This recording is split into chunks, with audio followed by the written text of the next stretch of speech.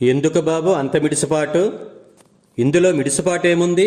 నా స్థాయికి నేను ఇచ్చుకునే స్థానం ఇది. ఏంటి నీ స్థాయి?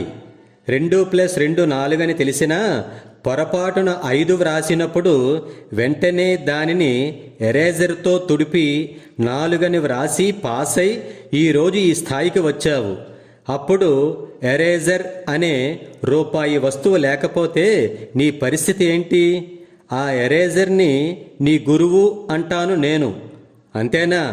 నువ్వు ఇంతకాలంగా ప్రయాణిస్తున్న బాటను నీ తల్లిదండ్రులు, శ్రేయోభిలాషులు, మిత్రులు ఇలా ఎంతోమంది సరిదిద్దుతూ తేలికగా చేస్తే నువ్వు ప్రయాణించి ఈ స్థాయికి చేరుకున్నావు.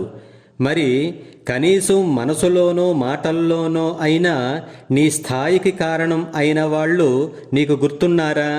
లేరే. మరి దీన్ని మిడిసిపాటు కాక ఏమంటారు బాబు? జై హింద్.